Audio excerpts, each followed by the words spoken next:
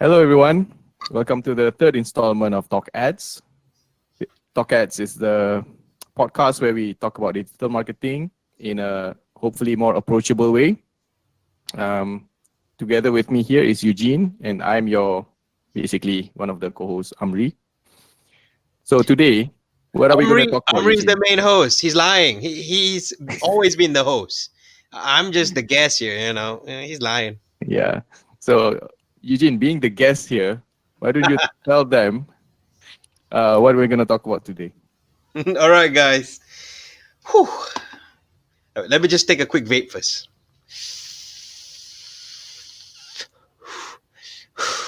All right. For those out there who Okay. are anti-vapors, no, too bad for you. You don't know what you're missing out. And for those of you who are smokers, what are you waiting for, man? Go to vape right now. You know how much better it is for your lungs. Anyway, that's another topic. Today's topic is very controversial. It's going to be a debate because the question is using social media platforms for your business still okay, but or do you still need a website? So, for example, if you run a business and you're starting up a shop where you sell online goods, so is a website necessary? Yeah, I would say. But let's say if you're doing services, for example, like Amri here, who does digital marketing and basically helping people optimize their ads, do you still need a website? It's a question right now. So, Amri, what do you think? It depends on your traffic channel, actually. If you can, like, for example, digital marketing, it's very rare for digital marketing unless you get to a certain brand recognition that you can get quality leads from organic or from um, what else you have, like Facebook ads, from Google ads. It's very rare. For digital marketing, it's a very involved process. Like if you're going into a customer's business, you're going to be like a, basically you're going to enter a partnership with them for whatever however long the contract is, 6 months, 12 months. It's going to be something that's very involved. People are not going to commit to something like that just from seeing an ad on Facebook or from seeing your ad on Google search.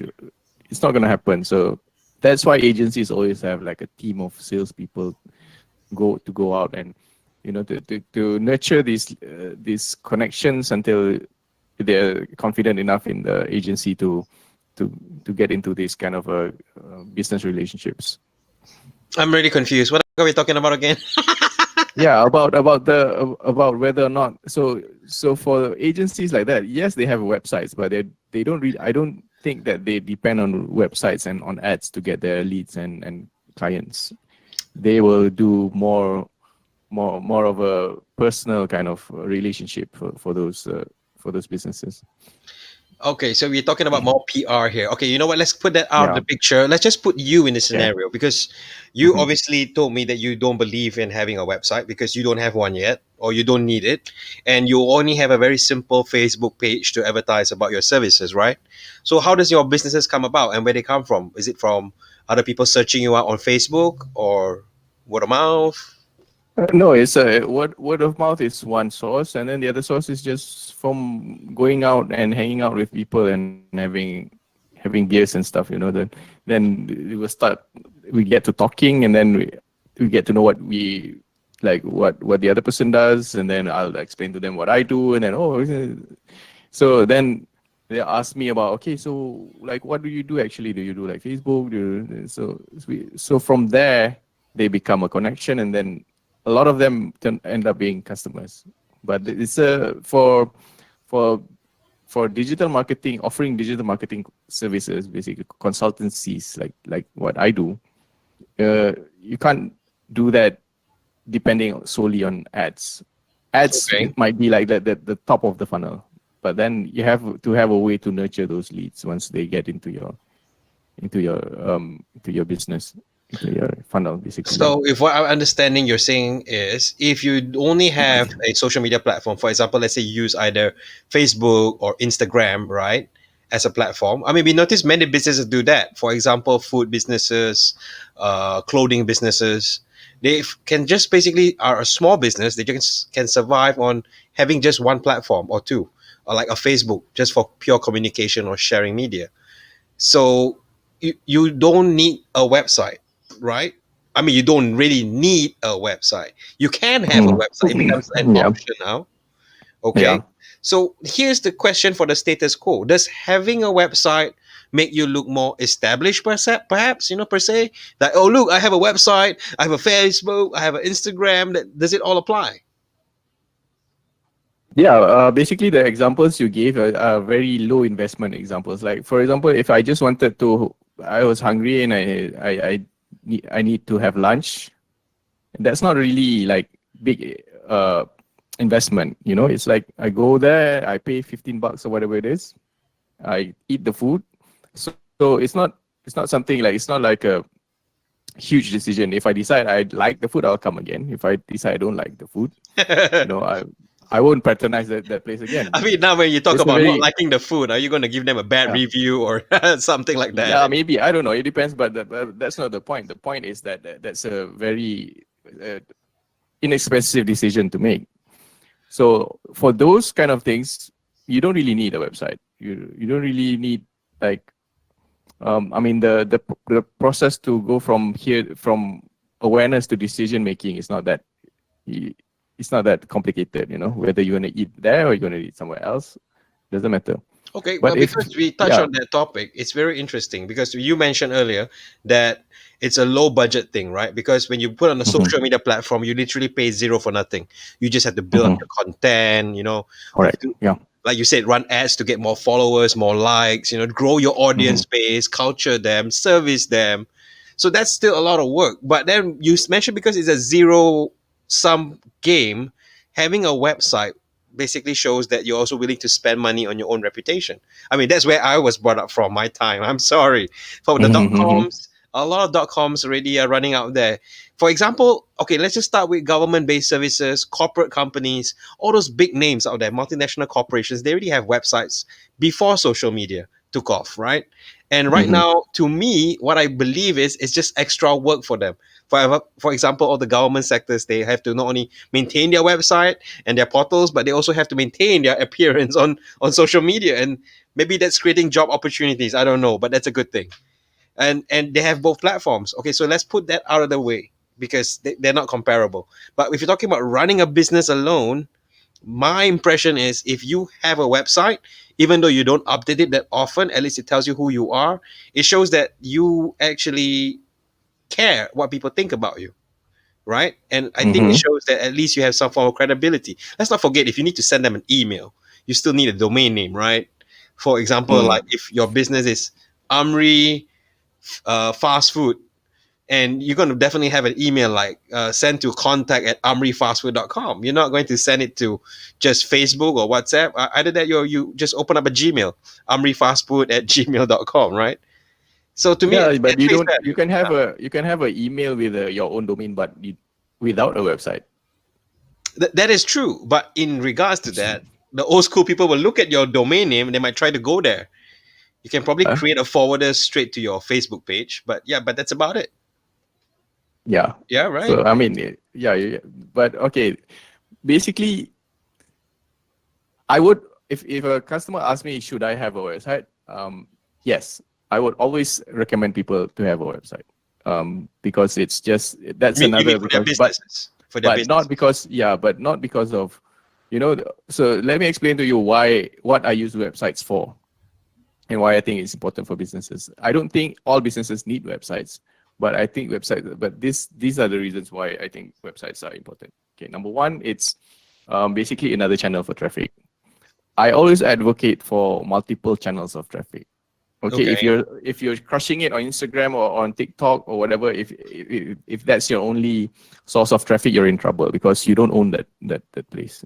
You know, you're just like it's like when farmers kind of like lease some land to grow their crops. You know, even if you're killing it, at any time the owner of the land could just kind of decide not to let you renew the lease, and then you screwed.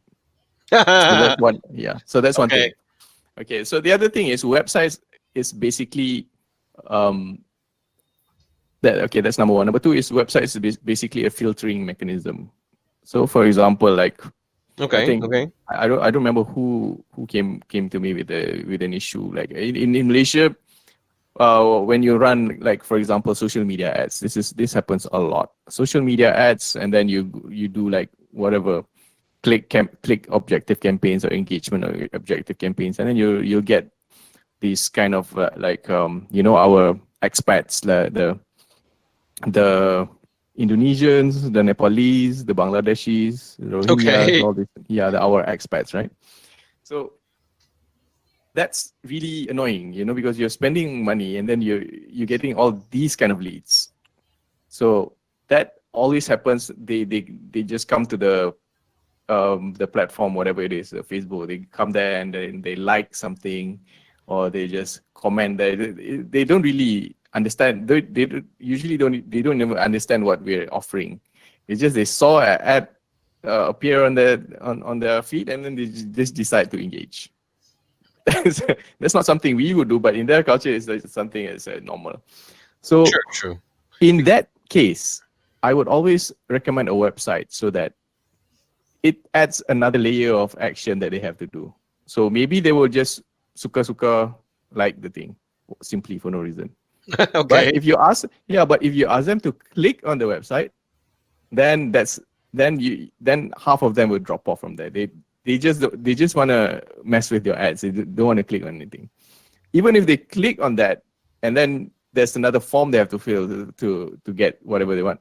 That's another filtration process. Most of them won't bother to fill out the form. You know.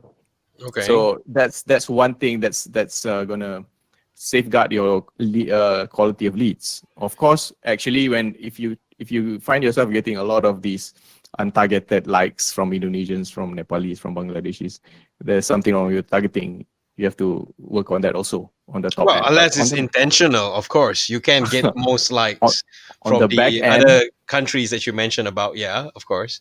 If you were on to the excel. back end, on the back end, that's how you protect the quality of your leads, by using a website to filter out the thing. So another thing is website is for segmenting. So Okay. e-commerce business, you go into the website. That's the product page. You can see that there's a general product homepage, and then they select on the category, product category. For example, whatever people are doing right now, like portable washing machines, for example. Go into that. So Portable that's a washing machines. Is that something yeah. new? We got to put So a on link in the the description below here because anybody who's hearing that right now will be wondering if there's such a thing. yeah. So I don't get commissions for that. You get a good try. You can put So an affiliate link. uh, portable washing machines there. It's one category. So if they go and I don't know, to another section of the site, baby swaddles or whatever, Baby So that's swaddles. yeah. So the website acts as a categorizing mechanism. So from there you can look at the analytics and then see. So that's what you use a website for. No, But if it's it, just for branding only, nah, I wouldn't.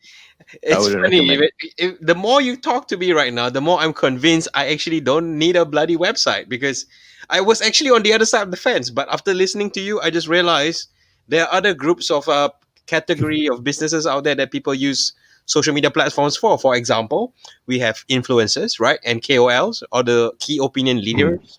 These public figures, they actually go onto their Mm-hmm. own platforms and they just basically talk and get audiences, and from there sometimes they even get businesses and business opportunities, sponsorships and stuff. But it's totally the other way around. And I like you said, I don't think they need a website for the sake of their publicity, right, unless it's required. But when you mention about segmentation now, okay, that makes sense. So if let's say I was an influencer or a key opinion leader, I wouldn't probably want a website as well, because you got to maintain both sides. But the only No, only for an influencer, I would always recommend them to get a website. They are the ultimate in lease farming. They're farming on someone else's land. yeah, correct. Whatever 1.1 million followers they have, there's a ton of cases where it happens that they do one tiny slip, whatever, they lose the whole page. Yeah, they built it up to 1.1 million, 2 million. I've heard a lot of horror stories like that, and they never bothered to build their email list, to build their website for their branding. I mean, so they just lost their whole business overnight. Okay, now you So are going back the other side of the fence. for So now you're those saying for if those you are a people, popular key opinion leader, you do need a yes, website. you have if yeah in at that point you have too much to lose to risk that on the whim of Instagram or Facebook But or here's where I have whatever to platform. disagree with you. You mentioned that I am building on other people's land. For example, if I'm an Instagram influencer or even Yeah. Facebook, right?